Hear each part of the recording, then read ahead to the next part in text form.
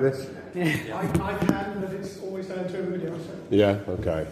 My name's Jamie. I'm local resident, Dragon Road, friend of Laura, and we come to talk about playgrounds and facilities like that within the area, and lack of at the moment, or what we feel is a lack of, and what we have spoken to other parents about and done a survey about to find out if they think there's also a lack of. And really try and see if we can get a response and some interest, and find a way to go about getting something done would be great. We've got some survey information that we've done recently. So Jamie's going to describe kind of the facts, if you like, but we just did a survey recently, so 86 responses, 95% female, and largely 36 to 40 years old, so in other words, parents responded. And what they, 86% dissatisfied with the facilities in the region, in our parish at the moment. And then we've got lots of comments that I can send round from people. So things like, there's only one area for young children at the Greenfield Centre. We end up driving further afield when ideally we want to use the car less. There's one park, and Winterbourne Council helped fund the park in Frenchay. I think it's about time they put some time to fund one in Winterbourne as well. And there are no parts of Winterbourne, they have to drive to Frenchay, Frampton Cotterell, Iron Acton. So people really are wanting kind of an additional park as well. Shall I? So that we sort of put some ideas out there for people for what they might like, and they suggested their favourite was another park in the rec area. The second favourite was at Hambrook Common, and they wanted more park facilities rather than a woodland play area. And we also put out a new pavilion for junior footballers as well. And that only got 20% of the vote. So, and the highest one here is 80%. That's for a new park at the Rec. So there is a huge need for people to have more local leisure facilities. Whilst people do really appreciate the reserves, that's a later part of the survey, and they say how lucky we are to have the local nature areas. They would also like kind of more access to those as well, which is something Winterbourne Environmental Group, that's the group I'm with, we're going to look at because we really appreciate the nature reserves as well. But it's play facilities that are for children that are really important. Completely. And you've looked at kind of like how far away areas are? Yeah. I moved to the area 7-8 years ago, and was always quite amazed that there was a lack of, or it felt like a lack of, playground, play facilities, easy access, amusement for younger children. I've got 3 children, 13 and downwards, and it always felt like you needed to go by car, get all the bikes in the car, to get to any easily accessible playground for children as a starting point. And I've just been of recent sort of taken up the mantle, or want to take up the mantle of this again, because actually, if you look at Winterbourne, it's a relatively large population, big schools, total between the 3 schools, roughly I would say, in children, 4 schools including the seniors, there's a potential of up to 2,130 children. And that's not including, I mean, you'll probably know the figures better than me, but that's not including nursery age children. And in terms of local facilities, there's the one here, there's Frampton Cotterell, and the Rec. Between those, start just very briefly, starting with Frampton, I've done some working out of how long it takes to get certain places, and to walk from, say, Flaxpits Lane or from central Winterbourne down, you're talking 35-40 minutes at times, between either going down the main road or going through the back roads. Not sure how many roads you actually have to cross, but for families, that's not very easily accessible for a heavily family community area, I would say, particularly when you compare it to other areas like Frampton, Yates, Frenchay, and so really asking what we can do about that. That's the Pose a question. I'm very happy if there's more rather than just extending it. Yeah, sure.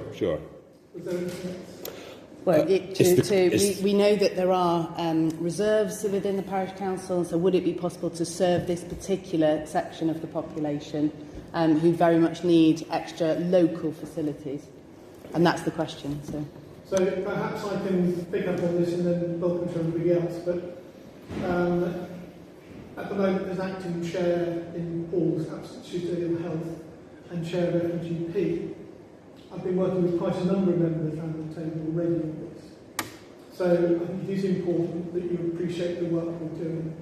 I'm delighted at the survey coming up with the rec, because Richard, John and I are already working on that, and we've got some ideas and designs that we're looking at in terms of cost, etc., and positions. I won't go into it in any more depth at the moment because it's all exploratory work that we're doing and we need to go through the appropriate committees. So delighted in the sense that that endorses what we're doing already.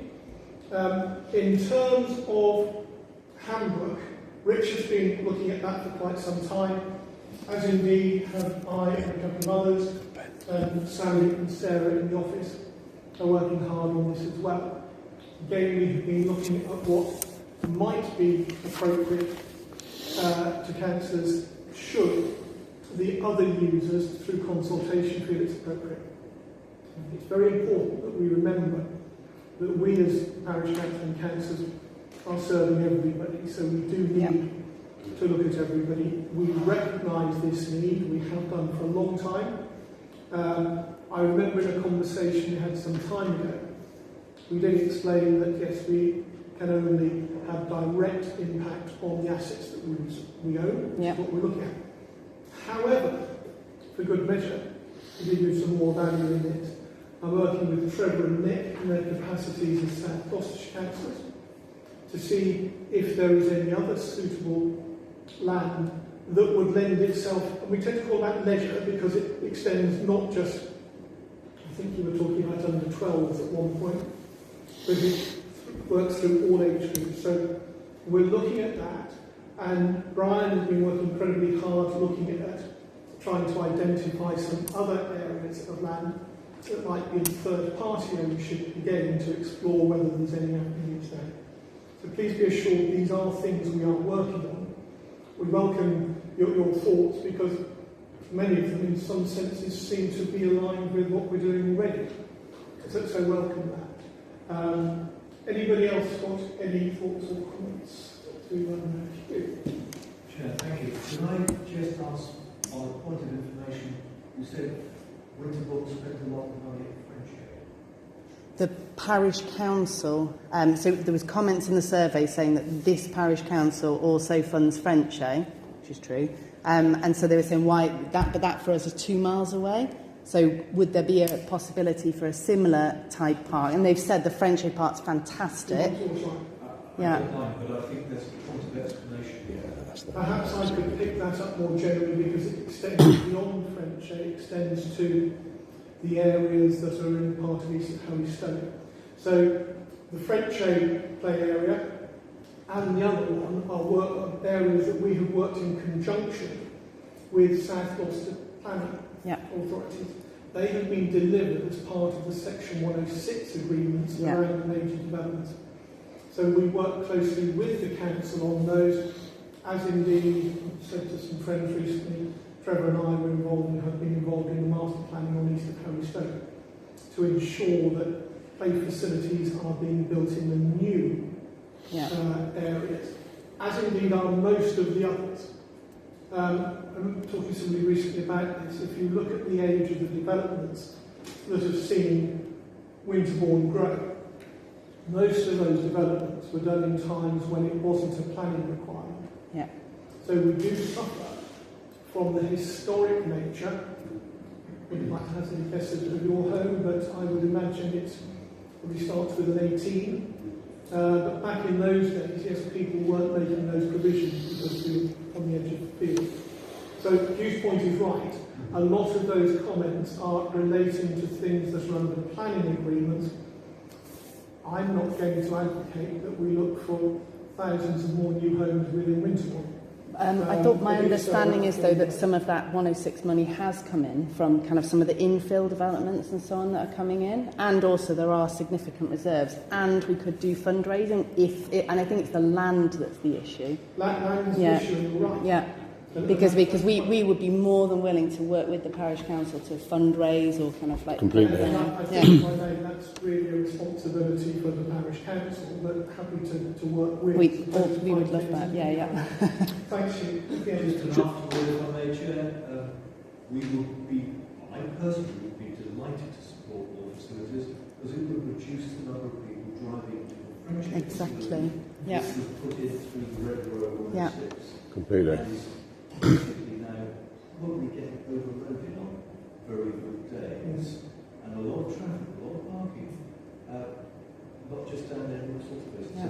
So there's a much bigger issue here. But I think it'd be nice if we could correct the misapprehension that somehow there's been great favouritism on French aid. It's been purely down to that. Thank you. I don't think it's pointed out as a favouritism towards French. It's merely just identifying something as that works. It would be helpful, therefore, if you were to, I won't say correct your friends, but actually No, share this with is them. a survey. It's anonymous, so I'm not able to But correct them because that's it's the point I'm anonymous trying to points. make. Yeah. If you're going to be a voice in this, yes, it would be helpful if you would explain that yes, the parish council works actively on